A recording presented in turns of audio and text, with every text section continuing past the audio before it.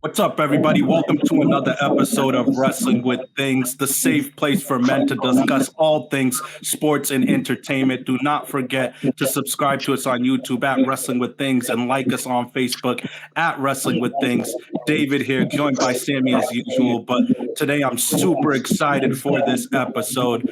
We are joined by the hosts and the owners of the Clark Street podcast. Give them a subscribe on YouTube right now. We're joined by Devin the Heel Dude, your tribal chief, and Hafeez.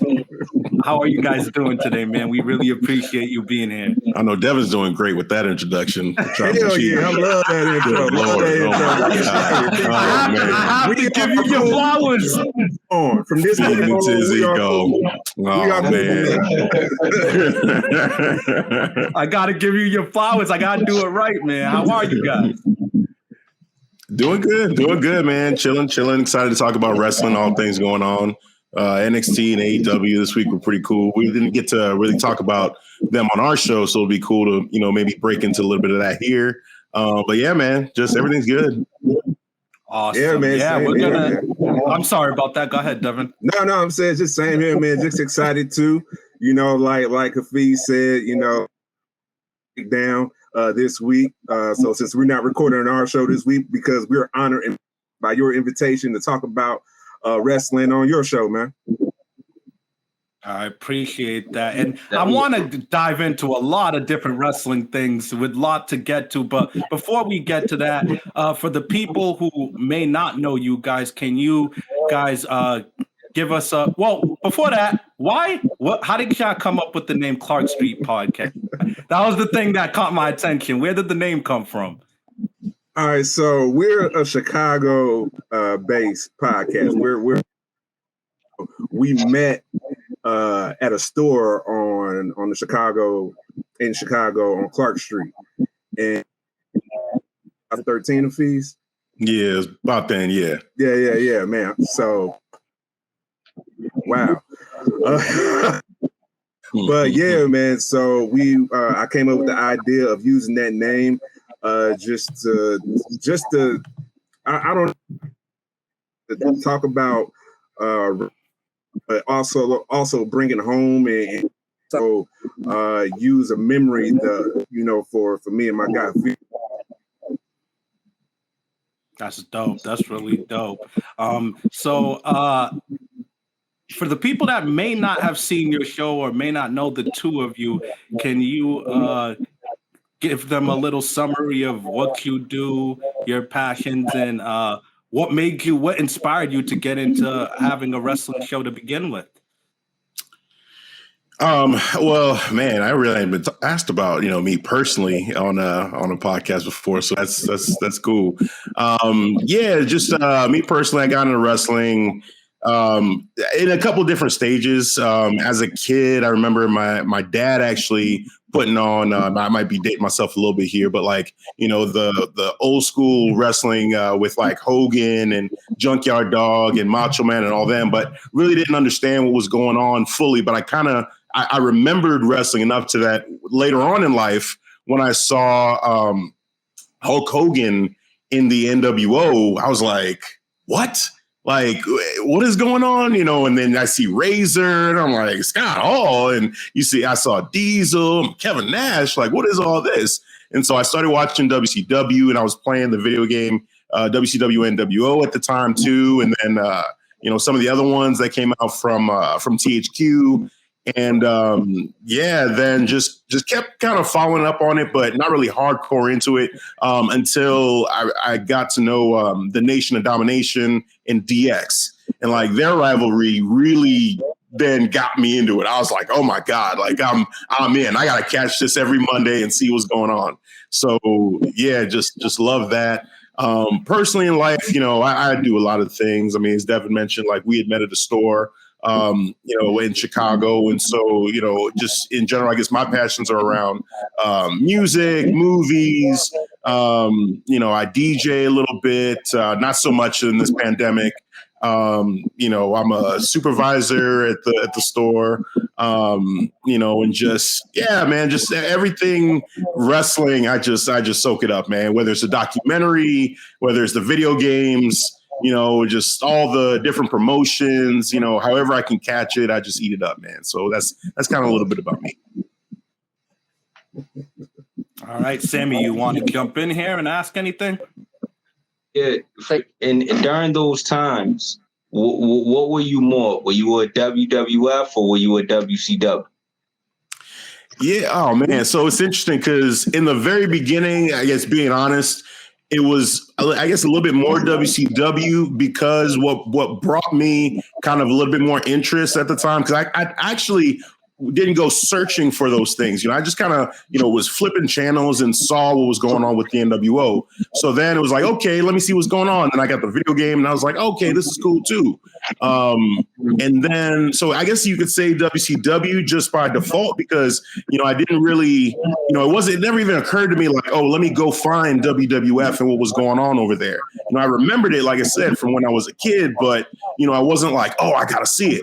So then I can remember just, you know, me and my brother just kind of flipping through and finding them and, you know, really getting sucked in by, you know, The Rock and Triple H and their two factions. So at that point, as soon as I even knew about DX and the Nation, it was over. It was like, then I was just WWF, you know, and I think also too, one thing that did it for me was when they were making fun of the fact that Mick Foley was going to win the title on Raw, and they were trying to, you know, get one over on WWF by spoiling the ending, and that made me want to see it. And I saw it, I was like, you know what?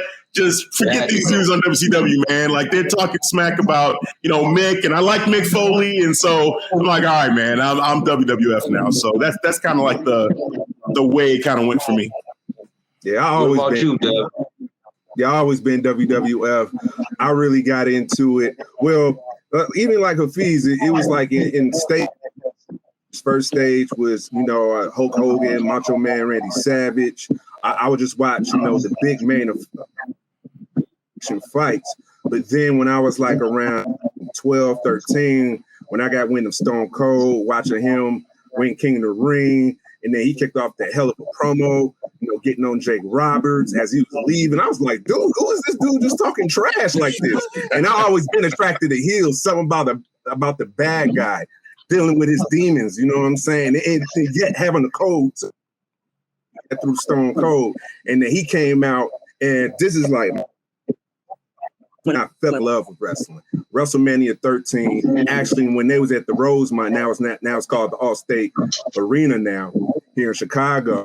It was the submission match between Bret Hart and Stone Cold, and they did and little did I know, I didn't know they had called that match. I thought that was an organic, you know, heel face turn. Little did I know that was the plan, and I'm even more amazed by that they told this story brilliant, that everybody was to accept Stone Cold at the end of the day, that him walking in, he lost, man, and you know he lost hard though. Him passing. Oh yeah, never forget that, man. But WWF all the way. I always, you know, when they go on commercials, I'll be that guy. All right, let me see what's going on TNT. You know what I'm saying? Hey, all right, cool. Oh, Hogan, he doing all this. Oh, they throwing trash in the ring. This is crazy. All Goldberg and all that. Yeah. That was awesome, man. Awesome to hear. And that Austin Bret Hart double turn, just the most legendary visual ever with Austin just writhing in pain in the sharpshooter with the blood all over his face. Yeah. It was just perfect. And if you think about it, that was the launch of Stone Cold Steve Austin, arguably the GOAT. That was the launching point, along with the Jake Roberts interview that really created the biggest star of the Attitude Era. Since we're talking about Stone Cold and we mentioned Hulk Hogan, Sammy and I go back and forth all the time, and I'm glad we got two more people in here to pick their brain. What is your Mount Rushmore of professional wrestling? Oh my goodness! I'm sorry to put you on the spot, but I need to hear it. Man. Okay. Well, go ahead. 4 people. You can only do 4? Yeah. Oh, You could do man. 4 people and 1 honorable mention. I'll be kind here. Okay. So I'll say that because I've actually thought about this for a while. I know 3 for sure that would be on there for me, you know, because these are the guys that I'll always say made me a true wrestling fan. Mm-hmm. Is The Rock, Triple H, and Stone Cold. Those 3 for me. Like that's there's no kicking off any of those guys for me. And some people say Triple H, but yeah, for me, Triple H is on there. The 4th one is where I struggle because I love Shawn and I love Undertaker. And like those 2, I feel like it's so hard for me to decide between the 2. That's where I kind of pause, man. Like if I had to make a choice, the one between those 2 that kind of, I guess, has more of my heart, honestly, probably be The Undertaker. Just because I feel like I experienced a little bit more of The Undertaker's career before, because Shawn had that injury. And I didn't get to see him early on. You know, I saw him during I'd look stuff up and see him. And Undertaker, like I've seen Corporate Ministry Undertaker, I've seen, American Badass Undertaker, and then just classic Undertaker. And even before, like when, sometimes I would catch on like TBS or not TBS, sorry, on USA, just randomly matches with him like Goldust and him and Mankind. So I think I would lean Undertaker, but it kills me. Like I'd have to have a five man Mount Rushmore and put Shawn and Taker on there, man, because I love those guys. No, I like that, man. I've never heard Triple H, and you know what? I respect that, man. I think somewhere along the line, I don't know what's up with modern wrestling fans, man. They don't know how good Triple H is. Oh, dude, man. They really don't fathom how great of a villain this man is. Yes. And yes. He really knew. Yeah. I love him. So I respect the Triple H one. I'd love to hear yours now, Devin. So of course, The Rock too. Then I got Undertaker. Last one, I actually gotta go with because now that I think about it, it actually be Kane, Undertaker's brother, because I thought Kane was the perfect,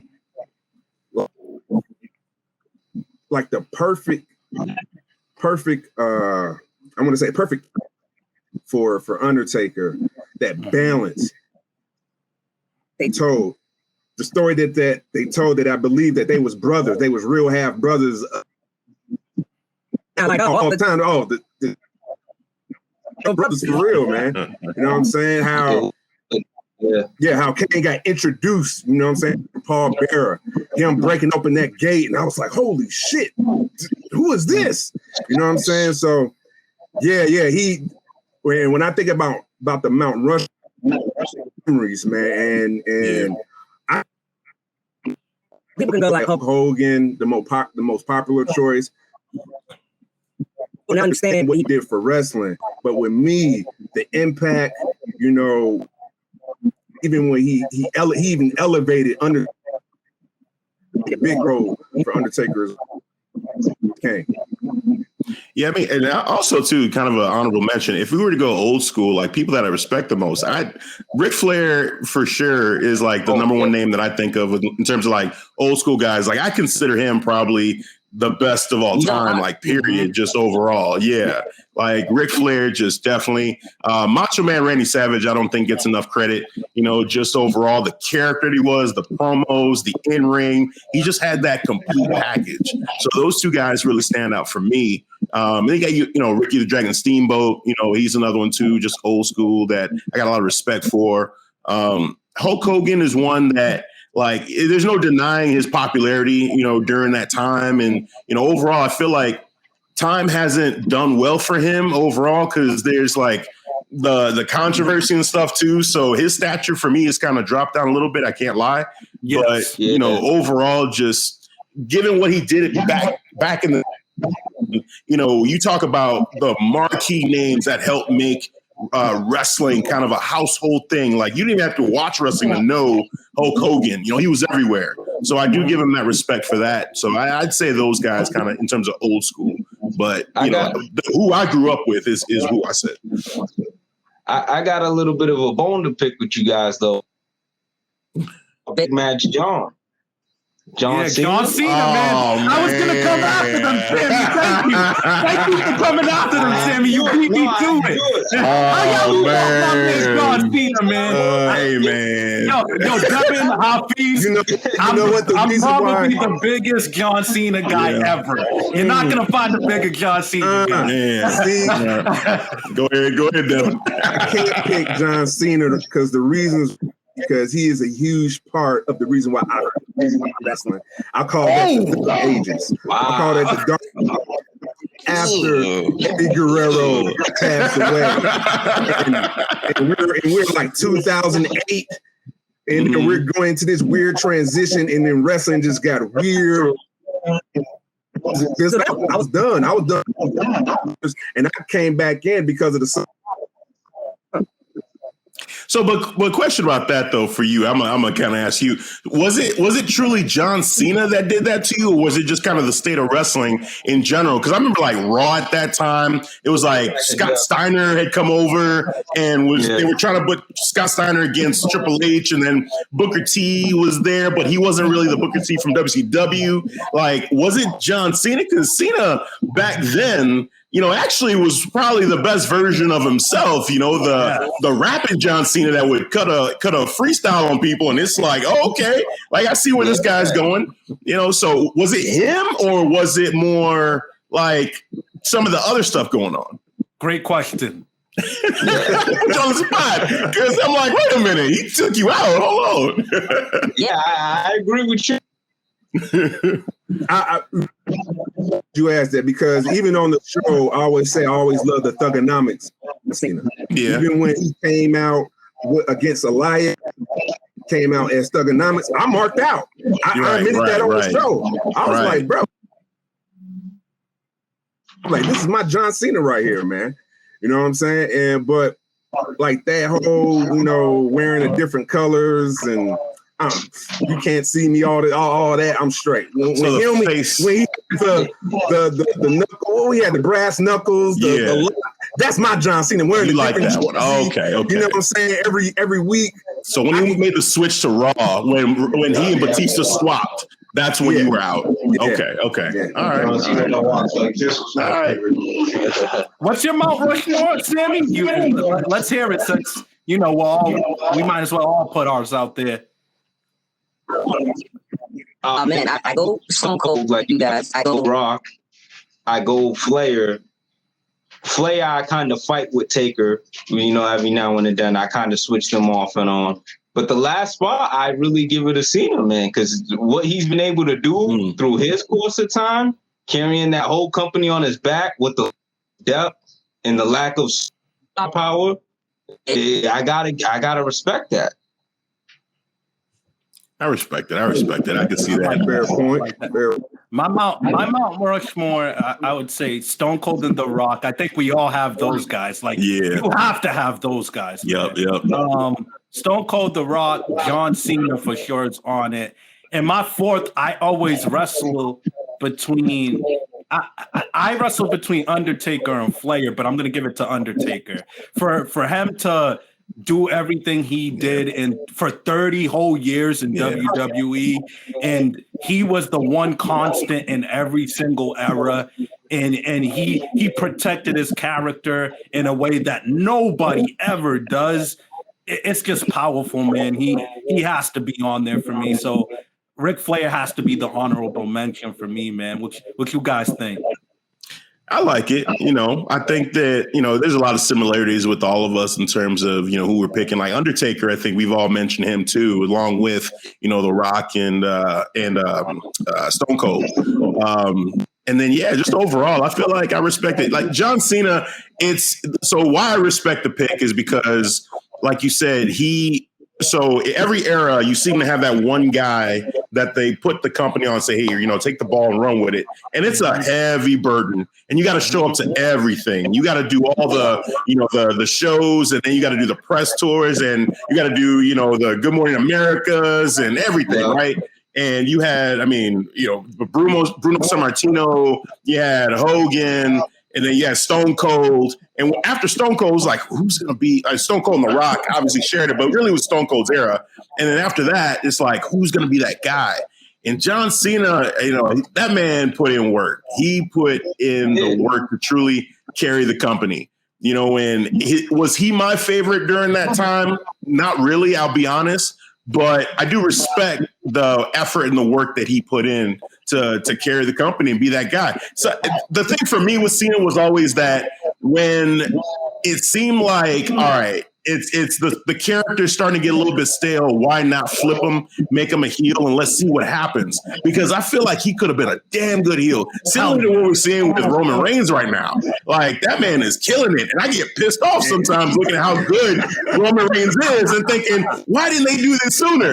You know, so even thinking Cena, like, remember now with the Fiend at WrestleMania, how they showed Cena with the NWO, you know, and doing that thing. Like, what if they would have done that with Cena and just had him bring back the NWO, but in WWE, and have him be Hollywood Cena? Like, that could have been cool. So that's really it. It's just the choices with the booking on Cena. And then, of course, you know, like the myth around the whole burial, like he buries guys, which I don't know if that's true, but, you know, the perception was always there's, you know, the CM Punks, you know, and the Bobby Lashley's back then that you thought, oh, they should be, you know, higher on the card, and why can't they get a chance? And it just kept being Cena. Cena just kept main eventing. He kept being the choice. I think that's more of a Vince thing, you know, in terms of what I'm angry about than Cena. Because Cena, like I said, he's just going out there. He's doing his job. They said, hey, man, you're the guy we're going to trust, so go do it. I can't be mad at him, you know, but the booking of it, it's like, they could have some other people, man. And I do kind of feel bad also, too, side note for Batista. Because Batista at that time, like I said, he was on Raw and Cena was on SmackDown. And then they flipped them. And all of a sudden, like, Cena became the guy and Batista was just like a guy. Like, that too, you know, was kind of a thing as well for me. I'm like, damn, that could have been Batista.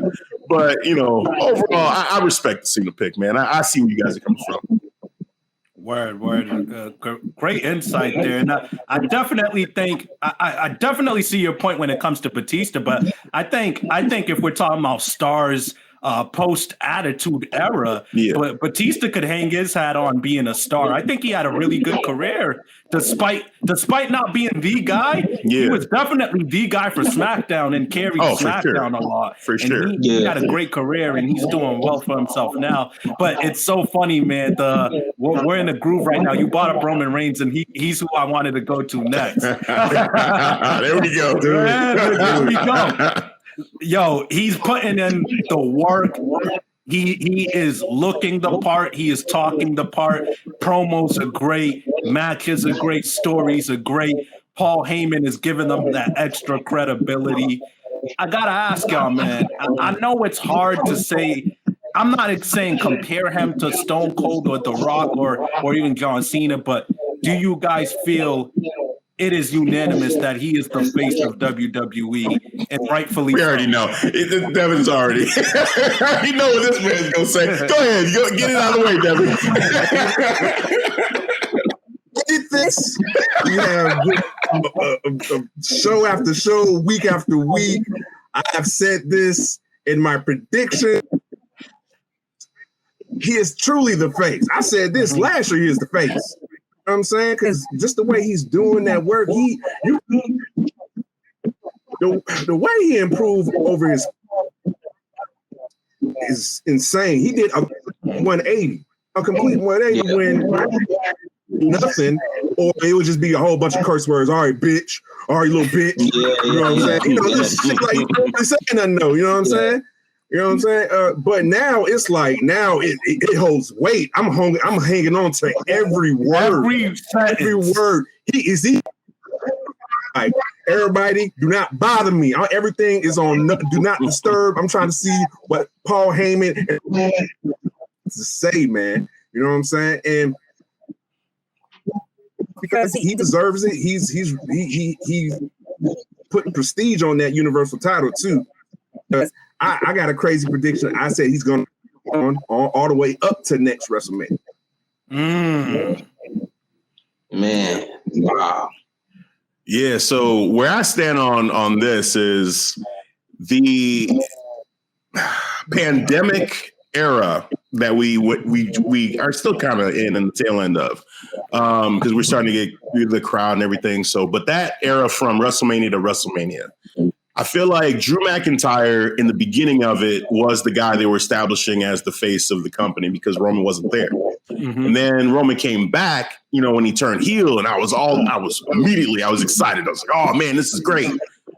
And then I'm watching the booking and I'm seeing what's happening. And there was one match they gave to Drew. It was the Goldberg match. And usually in my mind, if you're going to give, one of those marquee matchups to somebody, it's going to be to the person that you're calling the face of the company. So for me, that was like, okay, so where's Vince going? Where's his head at? And so for me, with the way they were booking Drew stupid strong during that whole run, it seemed like, okay, so maybe Drew is still the guy that they're trying to build as the face of the company. Mm-hmm. And that Roman as a top heel, maybe eventually they have like the movable force versus the unstoppable object, or however you say that saying, match up at some point with Drew as the super baby face and Roman as the monster heel. Then we got to WrestleMania. And I remember we had a debate before that. We were saying, Devin was asking me, if he main events WrestleMania, will that make him the face of the company? And I thought of it more of like, however he's booked, that could tell us, that he's the face of the company at that point, and seeing him smash, stack, and pin Daniel Bryan and Edge in the same match. That was Vince telling us who the face of the company was. Yeah. Like right then and there. Double down on that. Just without question, there's no debate with that happens. You don't do that to two Hall of Famers or future Hall of Famers, unless you're the face of the company. And then on the flip side, at WrestleMania, what happened with Drew? Drew lost to Bobby Lashley, and it's not a bad loss. We're gonna get into that. It was an L. He took an L, and they're pushing Bobby.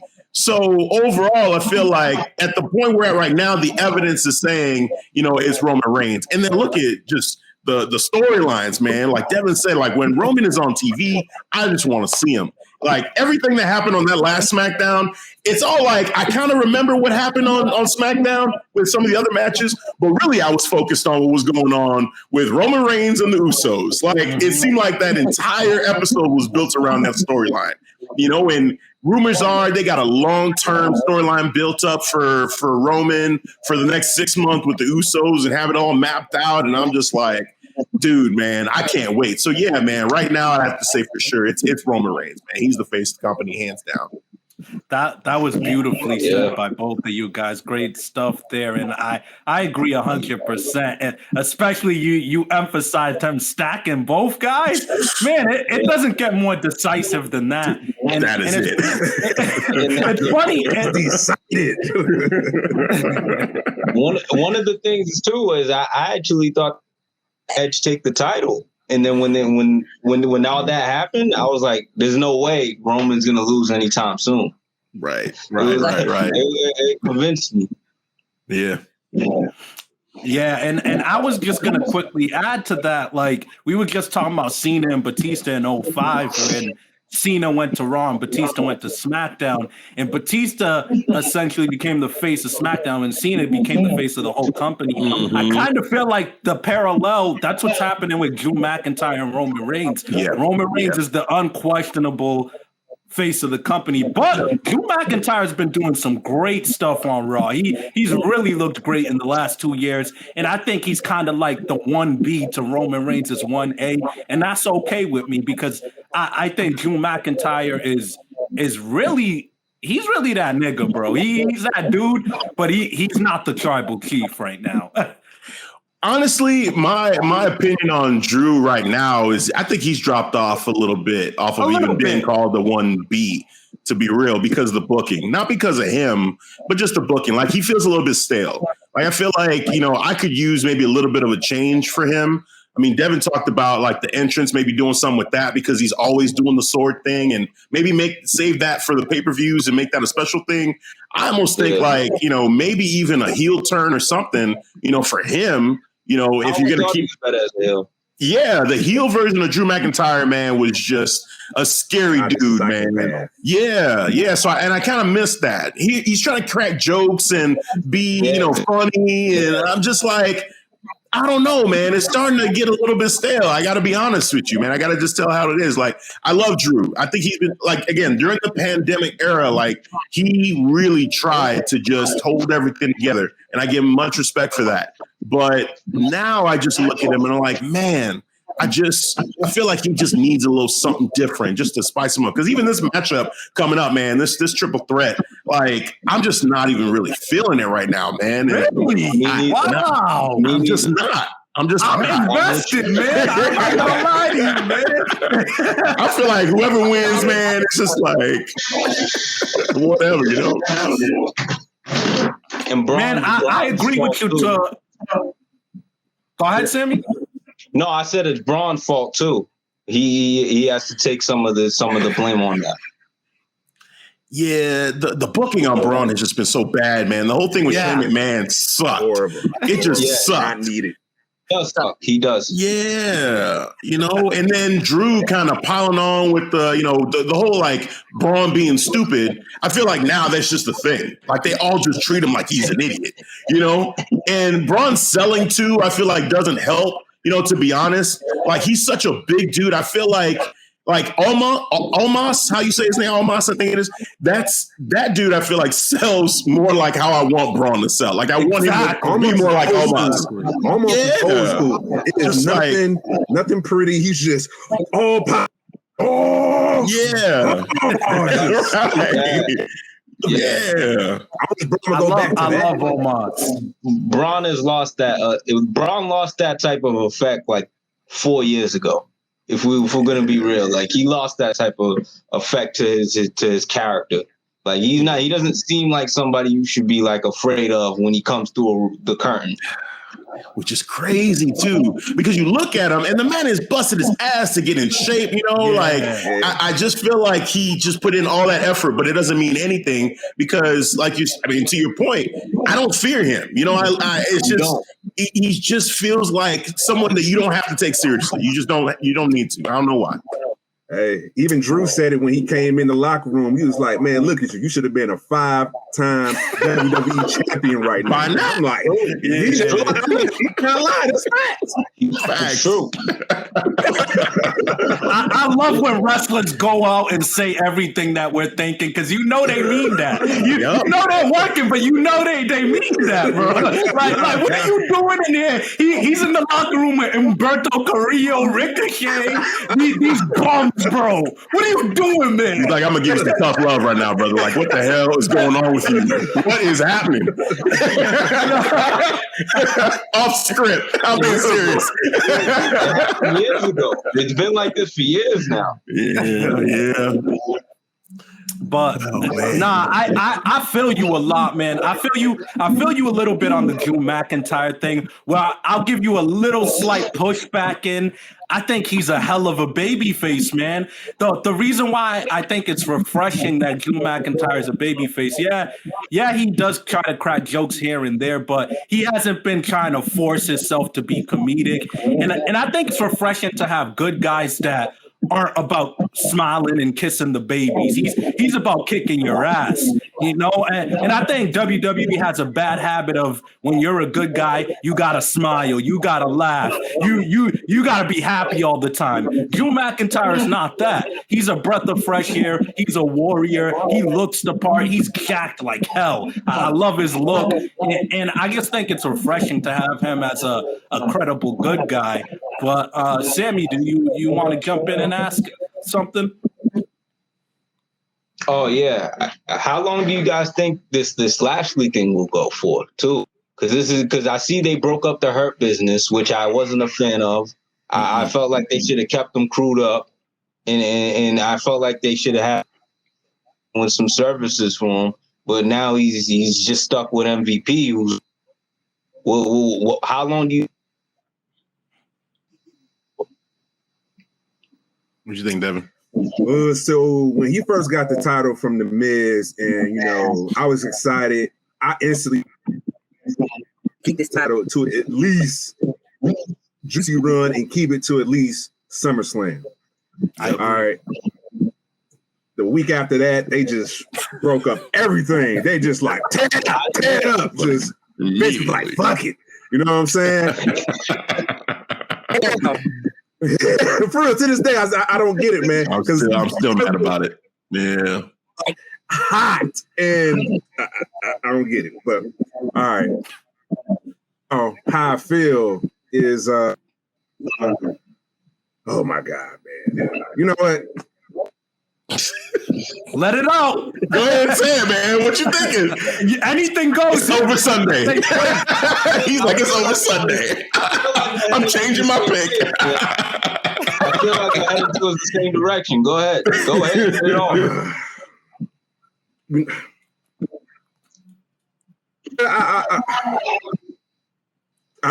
You go. You know what? I'm gonna give you all right, well, I'll say this. The energy that I'm getting from you, Devin, is kind of influencing me, and I'm like, you're speaking to what I'm feeling too. Carefully. I like to pick my words carefully, bro. Right. So, but I'll go ahead and say it. Like, there's a good chance this is over, like, this pay-per-view. Like, it could be over. It could be a wrap.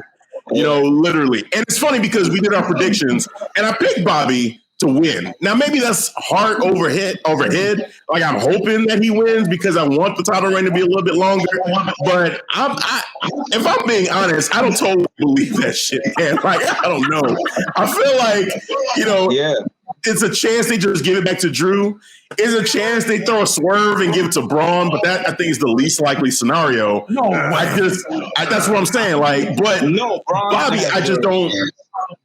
Yeah, I don't know, man. Like, this whole thing with Bobby, it's not trending in the right direction, man. Like, maybe he wins this one, and then business. What's the point? Man, I won't go down. That's what I was struggling with, man. See, we did predictions. We got predictions coming out tomorrow, and see, I'm struggling with, should I just keep my answer, or just, you know what? I'm feeling different. I'm feeling like he felt my energy, and he's saying it. He's saying it out loud. Like, I wouldn't be surprised if he lose the title. Yep. Like, if all right, Drew picks it, and honestly, if Drew gets it, it'll be a bad move. I think he'll be even more heat. It will be more of a demotivator for Drew. So, but this guy now, he beat Goldberg, so anything's in the air. Right. Man, this is so interesting. I was not expecting to hear this, man. Maybe I'm in the minority here because I feel like everything they've done with Lashley up to this point, except I'm with you guys. I'm pissed off still that they broke up the Hurt Business. It made no sense. They didn't give us a real reason. It came out of nowhere. The faction was hot. I don't get it. I will never forgive them. But I will say this. Despite breaking up the Hurt Business, Lashley's still hotter than ever. He's better than ever. His matches are better than ever. His promos are better than ever. His swagger's better than ever. His win-loss record, he wins mostly on TV, and his character's protected very nicely. There's no way he's losing this Sunday. There's no way. He is holding this till SummerSlam. I just feel like they're not booking him as strong as they were before, because before, like, remember when he went against Miz, it was like, no question, this man is on fire and he's rolling right through this man. But immediately after that, he's going in the locker room saying, whoever can take out Drew McIntyre gets the shot. And now even with MVP trying to manipulate Braun and say, hey, man, it could be you and Bobby one-on-one, or hey, Drew, it could be you and Bobby one-on-one. It's like, why does he have to do that? Bobby should be like, I don't care who it is. You could put, two other, you could make this a fatal 5-way, 6-way, don't matter. I'm Bobby Lashley. I could crush all these dudes. But I don't feel that from Bobby. So I just feel like, I don't know. It's just, the booking just feels a little bit weaker for him, but I don't know. We'll see, man. Because he immediately went in the back of the locker room talking about, help me beat Drew. Bad look. I'm like, that's not him. It was terrible. If you would have been like, all right, you lose the I've seen that, you know what I'm saying? In that Right, we've seen that. That's true. That's true. I've seen that. You didn't need the Hurt Business to beat. All right, but man, it's crazy though. And I felt like they could have took the route and made this like a Black Evolution. You know what I mean? Have him. Yeah, that's what I felt. Exactly. Be like the Don, and then have those other guys, you know, doing all the bidding for him. And now you break that up. How do you keep milking this? How do you do it? How do you set it up now? I'm afraid that, like, all right, David, to your point, he might to SummerSlam, but it might get boring. Yeah, it just might get boring. I got a bad feeling that we're gonna get T-Bar and Mace joining, and then the new Hurt Business. No. I got a bad feeling, man. I hope not. If you was to reform the Hurt Business, let's say theoretically, if they were to reform it into like a second version, I would think a guy like Keith Lee would benefit from something like that. But I think one thing we all have different perspectives, but I think we all agree they should have never broke those four guys. Yeah. They really should. Well, let me ask you quickly before we transition to the next thing.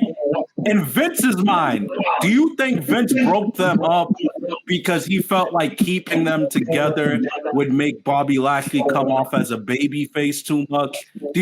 I'm trying to find a logical reason. Do you guys think you have one? No, I don't get it. I don't get it. Because they're about to go back in front of fans, I think, within a month or two. So you think Vince did it because he's like, man, I'm trying to build them up as our top heel. If you keep up with the Hurt Business, because they were hot and their fan base is growing harder and harder, I feel like he probably read it as, the fans will turn them babyface and we don't want that. You see what I'm saying? So he was trying to get ahead of it. So that's what I feel like. Right. Turn for the Hurt Business. You know what? Let me get ahead of this. I need to blow this shit up. All right, and I need to keep Bobby Hill. I hear what you say. Yeah, that's the only thing that would make sense. Anything else, I wouldn't accept that. What y'all think? I hear you. I hear what you're saying about it. I don't know. I feel like they could still make them credible heels and keep that crew together, just like take the Drew, they just jump Drew and keep him away from the belt and keep costing him the title, like perfect. Things like, right, instead of blowing this up. Like, and we've had heel factions like Evolution work, and they didn't blow up, Evolution when Triple H became champion. It was more like Triple H got there was the internal jealousy later, but in the beginning when Triple H was champion, he had his faction with him, and people still hated him. So I think there was a way to make it work, man. And they loved it, yeah. It almost seemed like Cedric Alexander and Shelton Benjamin pissed somebody off because they just abruptly broke them up. Bro, like, did they piss somebody off? And now it's only worse too for both of them. Man, stick. Right. They're gonna be on main event pretty soon. Yeah. What happened, man? They're gonna be wrestling dark matches. Oh my god, main event. 24/7 championship. Oh god, yeah, chasing our truth. But let's keep. I wanted to get into this because there's a lot of excellence in here, black excellence. Bianca Belair is a champion.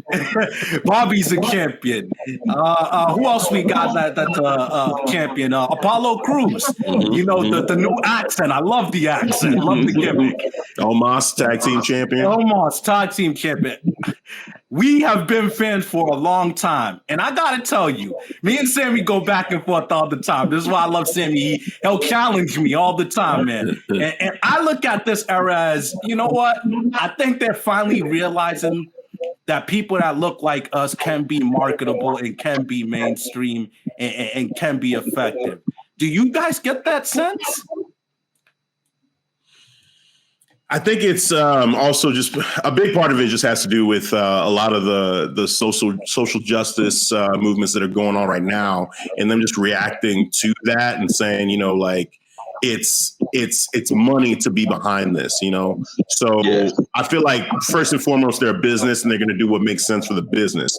Having said that, though, selfishly, I'll take it. You know what I'm saying? Like, I'm happy however we get there that we get Black representation in the spotlight. You know, like, I'm not going to be too picky about it, but I'm also not going to be naive about it to the point where I just think like they're just doing it out of the goodness of their hearts, you know, and they really feel like, I think it's just business wise, it's just good business right now to be supportive in this way by, you know, pushing the Black superstars to the forefront.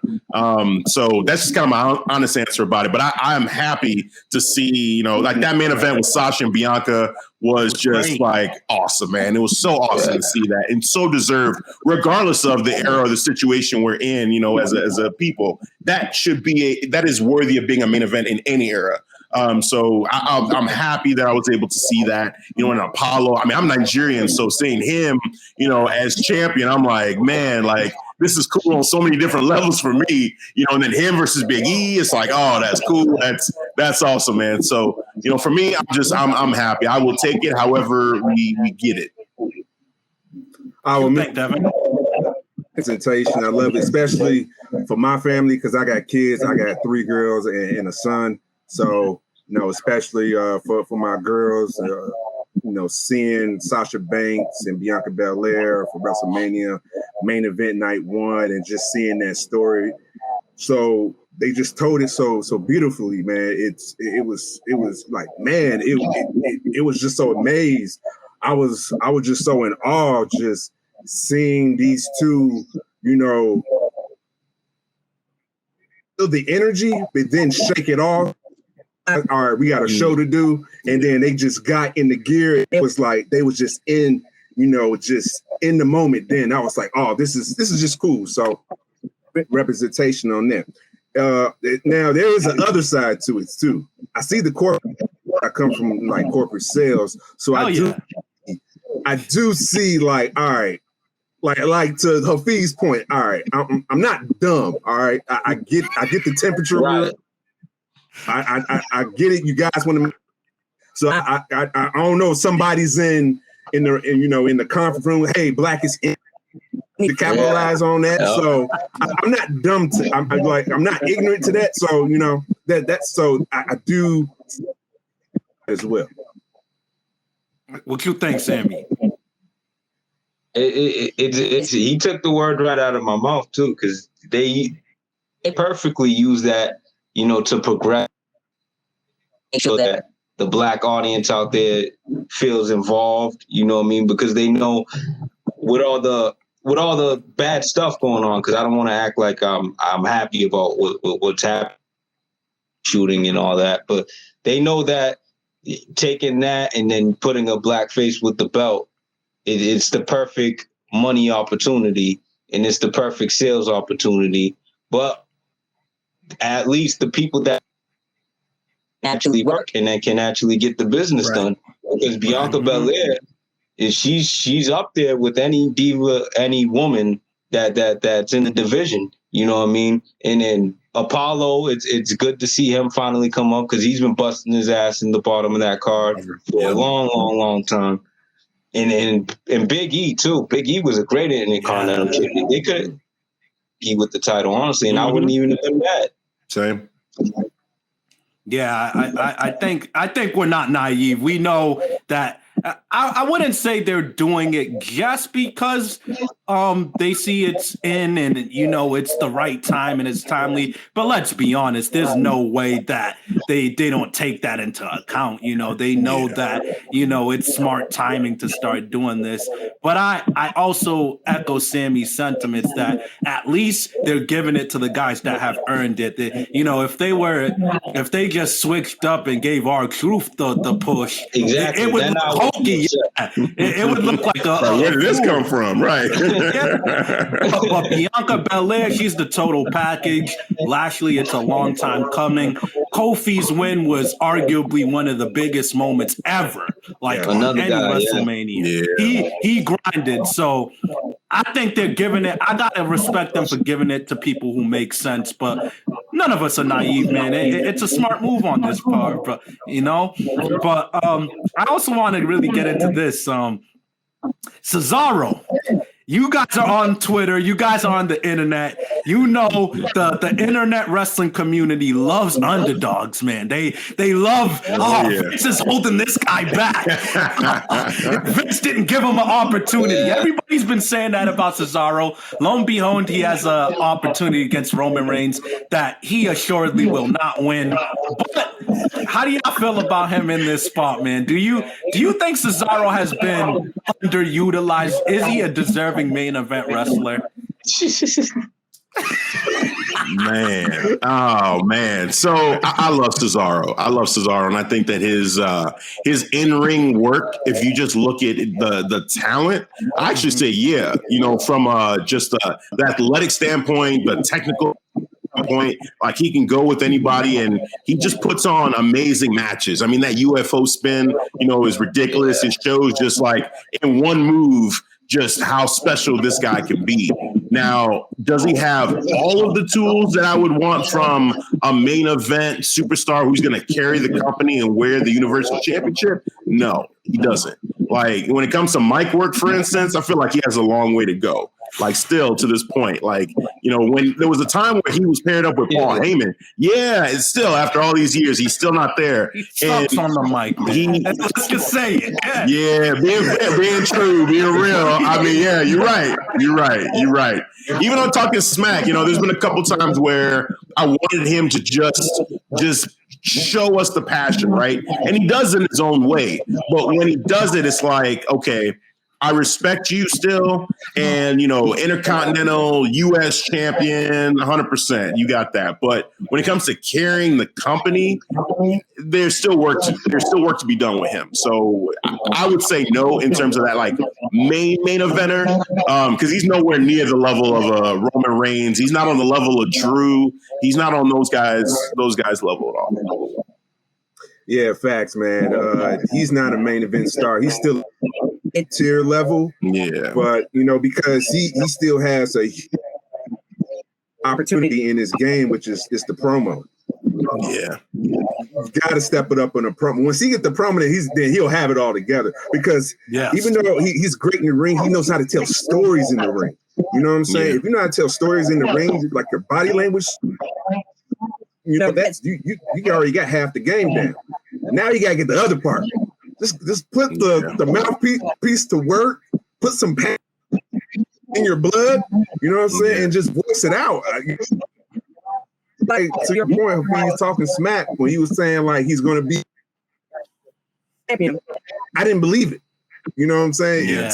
That was his passion, but I just didn't.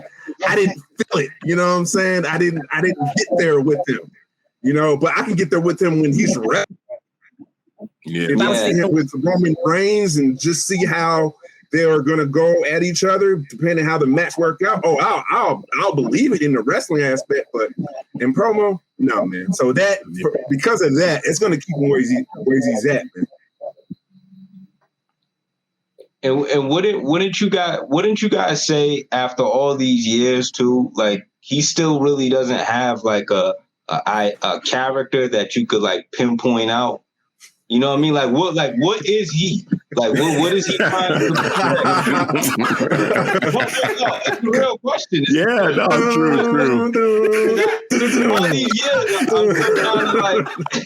I'm still trying to tell, like, what does he want out of the people? Like, what is he trying to put? What are you? Yeah. Like we know in the ring you're amazing. You can lift anybody, you can jump anywhere, you can do anything you want to. But character-wise, what is he trying to really give us? Like, I remember he was doing the James Bond thing where he had to yeah, I remember that.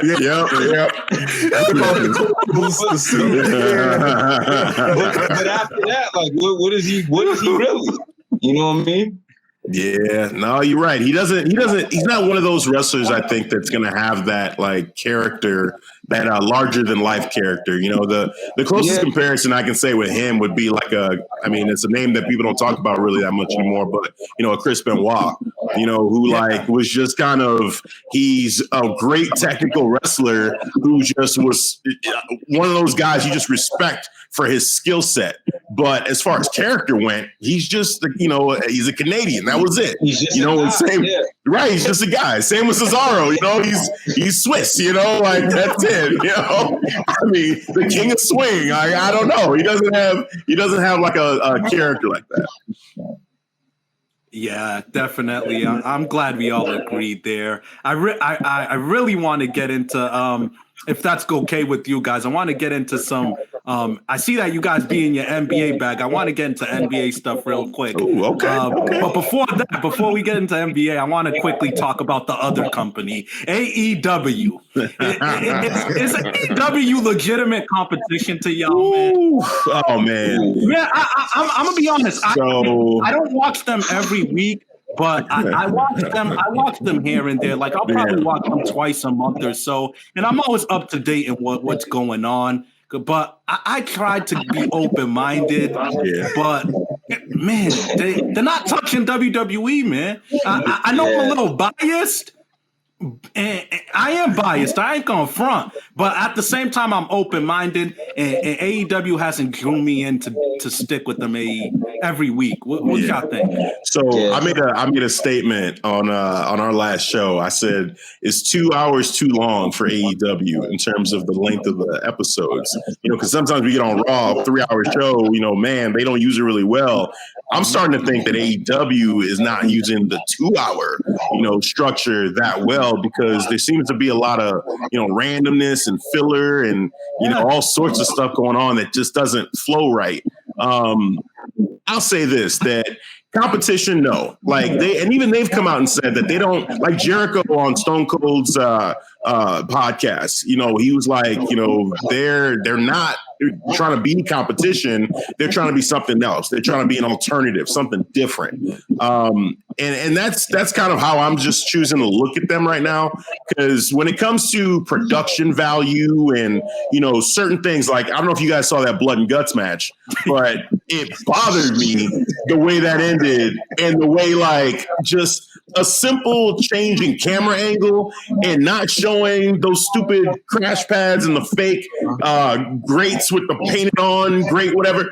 If you don't show that and you just shoot it a different way, it works a lot better. Like, that doesn't happen in WWE. As much shit as I'll give Raw, and SmackDown sometimes for aim in their own ways, AEW, when it comes to these gimmick matches, the Mimosa match that they did with Jericho, I'm just like, what are we doing? Like, focus on what you guys are great at. They're great at tag team wrestling. Kenny match. The what? The Dean and Kenny match? The barbed wire death match. Oh, God. I try to forget that, man, honestly. Yeah, with the explosions that with nothing does. That was the worst. Yeah, that was the worst moment in their history. Oh, sloppy God. Foods, bro. It was bad. Sloppy. And they hyped that up so much. And then you get there and you see that, you're like, this is it? This is what you guys got? I mean, yeah, man, it's just, they're not competition. They're not. Down the road, would they ever be competition? I don't know, maybe. But right now, I would say no. Like, for me, they're not. They're not. Yeah, same for me. Not even from a wrestling standpoint and from a production standpoint, especially from a production standpoint, they clearly are not ready because they definitely got to work on their camera angles, panning in and out. Storylines. Yeah. Instead of just matches, just so you can just, what about this? What about the, what's that blonde? Oh, the Hollywood Varsity Blondes? Yeah. So they would have gave me a background story with them, or like what's their Yeah, they're ranked number 1 right now. No. You know what I'm saying? I don't know where I came from. I have yet to see them win a match, and somehow, some way, they're ranked number 1, and they're getting a tag team title shot next week. Real so talk. yeah, I don't know. It's canon too. That's the problem too. They use in AEW Dark, which the show's on YouTube. Yeah. For the AEW records as well. So that's stupid. I think they're doing too much, stupid, bro. Yeah. It's stupid. They wanted to try to be cool and add standings to wrestling and rankings, but at the end of the day, man, that's the reason why WWE doesn't try it. You book yourself into a corner. Look at these idiots, bro. These idiots putting a win-loss record counting on a YouTube show. What the hell is that, bro? Dude. It's funny. You think most of the casual viewers on cable TV watch your YouTube? They book strictly for the internet. I hate that, bro. I really hate that. They seem like a big indie show sometimes. You know another problem, and I want to know if you guys have this problem too with them. After all this time, because they started about two years ago, right? 2 to 3 years ago. 2 years. Yeah. After all this time, we still don't know who they're going to make the guy for them. Like who is their ticket seller? Who is their big? So really, Cody Rhodes is the face of the company. Yeah, you can tell it's Cody Rhodes. He's the face, but whether we like it or not, Cody is everywhere. Like that man is everywhere. He's on the game show. He's on just everything, man. Like he never misses an episode. They always make sure they make time for him. For some reason, they can't get more than one women's matchup on a show, but Cody Rhodes, best believe he's going to be on every single episode, and maybe on more than one segment sometimes. Like it's for sure him, even though he's not in any title picture right now. It's him, man. But I guess if you take him out of it in terms of an identity, because in WWE, like we're saying, no, it's Roman and he's the universal champion. Like their identity is a little like, I'm not sure either outside of Cody. Like, is it going to be Jon Moxley? Is it going to be Darby Allin? Like, is it Miro now? Like who's going to be the guy?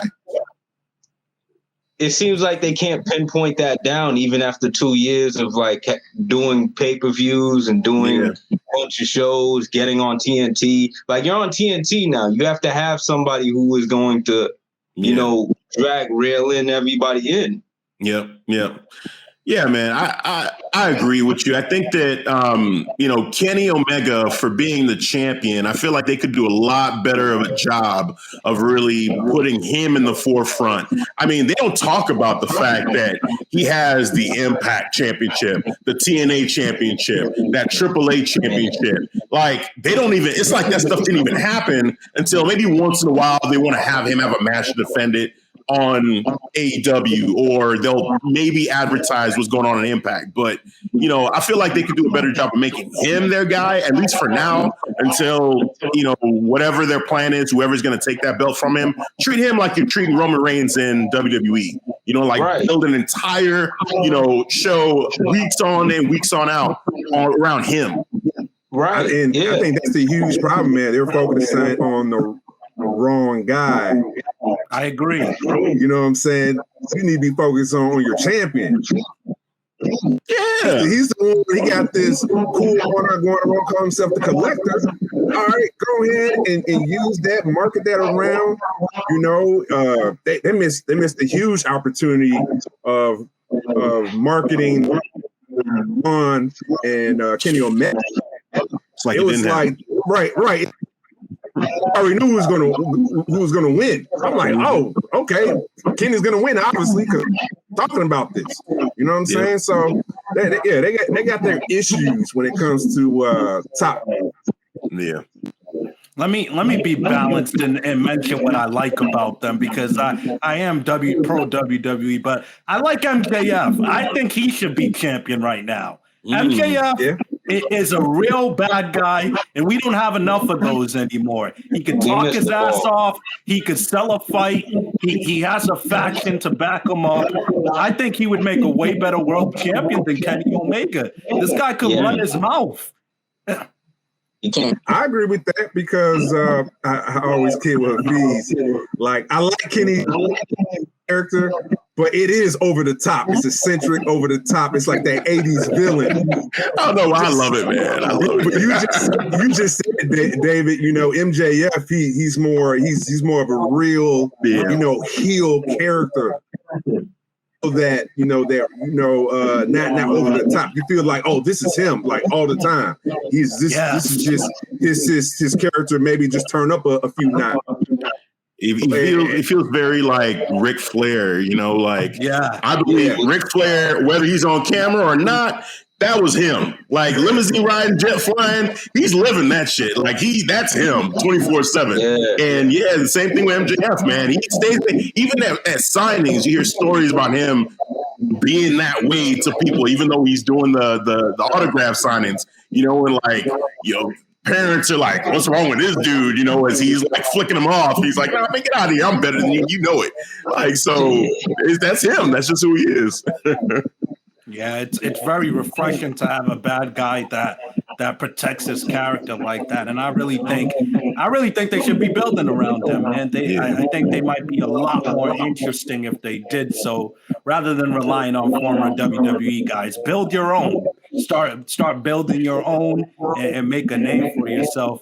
But I want to get into the NBA now. You know, the season's obviously almost over. Lakers have faced some issues.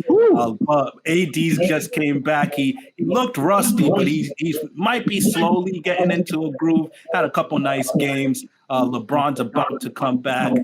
I think everybody thinks it's going to be, well, the popular choice is going to be Brooklyn versus Lakers. I think most people think that. What do you guys think? One of those teams is not making it to the finals. I feel the same way. One of those teams is not making it.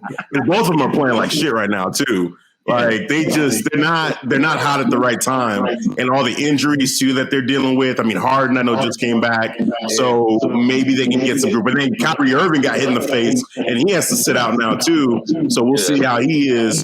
But that chemistry, they don't play defense that well. I don't like the Nets' chances, man. But the thing that's hard in the East is that those guys, the other teams there, I don't know. Like, is it Philly that'll be the team that beats them because they're right there, and then Milwaukee. I don't trust them in the playoffs. So it's a little tricky, you know, seeing who that other team is. But the Lakers, on the other hand, man, they got some real threats in the West, like from 1 through 8.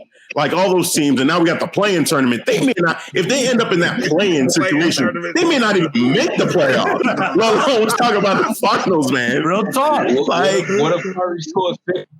That's what I'm saying. Dude, if it's because right now the Warriors are 8th and I think the Lakers are 7th. If they play each other in that first round, I can see the Warriors beating them.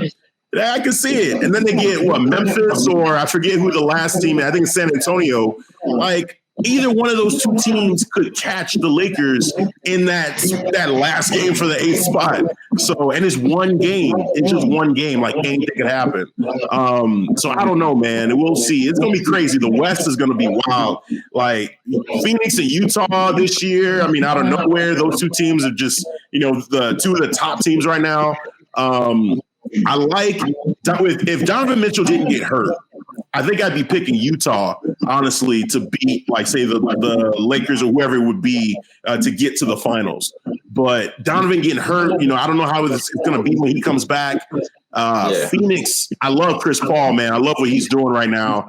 And he's hungry. Like, he's real hungry to finally get over that hump. So, man, I just say, I'm not sure who it's going to be.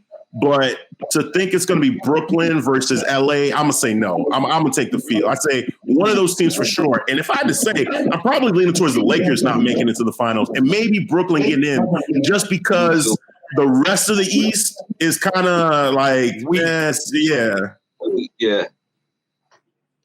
What you think, Devin? Yeah, Brooklyn. I'm thinking about Brooklyn, man, because they had a whole bunch of a carousel of injuries, man. So I want to say they probably played as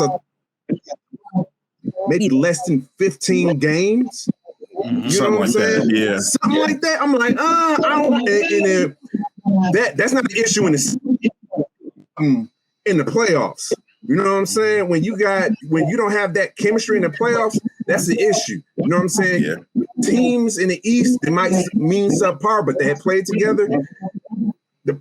When I think about the playoffs, and making mid-time adjustments and all of that, makes me think I don't know if Brooklyn can make it into the finals, man. They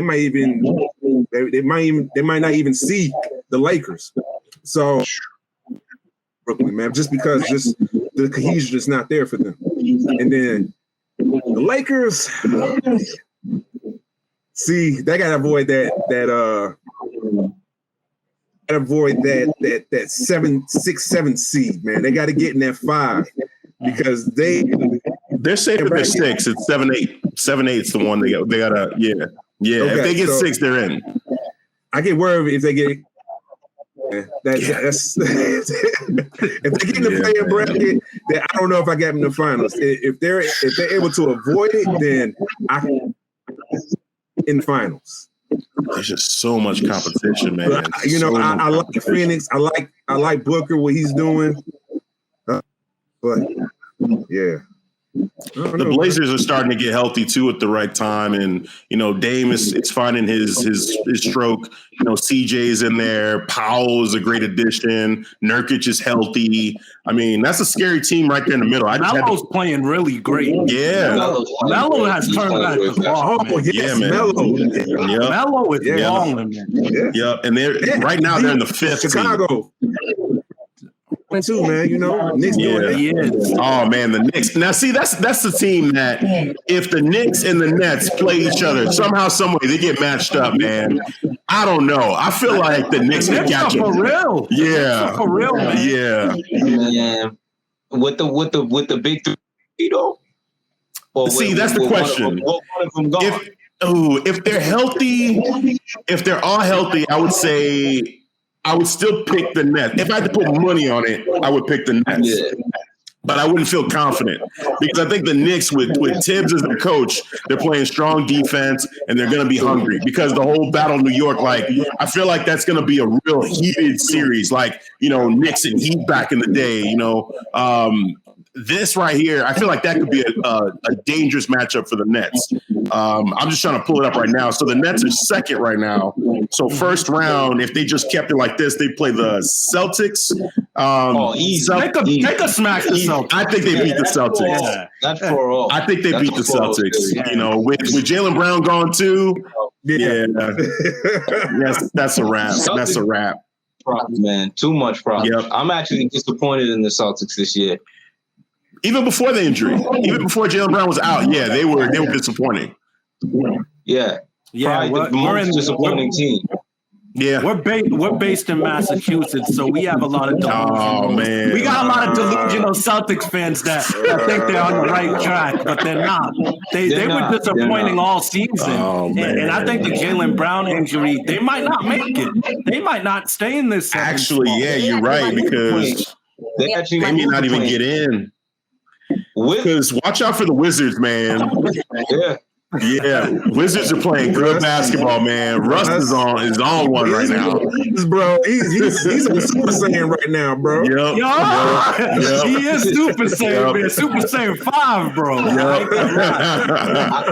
I mean, it's so funny because I was talking so much shit about Russ the first half of the season because he had a slow start, but all of a sudden he passed Oscar Robertson. He's not having normal triple doubles. He's having 20 rebounds and 16 assists. And I was talking shit about him. I ain't gonna lie. I ain't gonna hide from it. I think Russ shut me up. He heard me, man.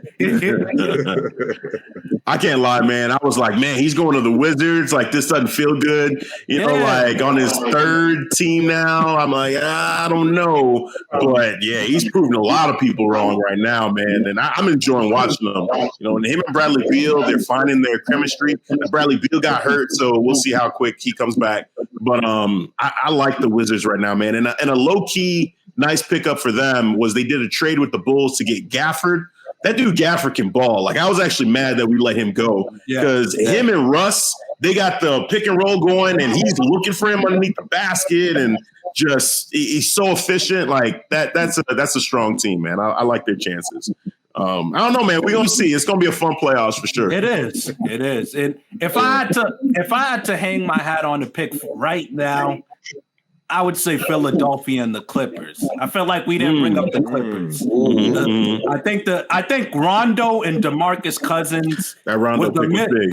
That Rondo pickup was gigantic. Not big, gigantic. And I really think he gives them that edge and that leadership that they were missing and that high basketball IQ. Oh yeah. And you know, that team's leading the league in 3-point shooting. I just really think the Clippers and Philadelphia. I'm only picking Philadelphia because I think Brooklyn has too many. They didn't play enough games together. Like you said, Devin, it's been like less than 15. So I'm not going to pick them. I think Philadelphia by default because Joel Embiid's looked great this year. So I'm going to go with them for now. What you think, Sammy, as of now?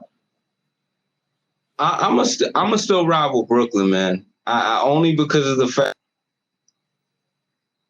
their first 2 rounds might be super, super easy. And that will give them time to get their legs, to get that rest that they really need. Because whether it's Boston or Washington, that's probably going to be a 5 or 4 game series. And then the next series might either go the same way. And then by then they might have that build up thing, kind of like the 08 Celtic team when they went on their first year. So I'm gonna still rival Brooklyn on the East. The West, it's really tough for me because I don't want to count LeBron out. Right. It's still LeBron. I don't want to do it, you know, but he's coming off of an injury. He's older now. If he's in that playing tournament, I don't know if he can go through all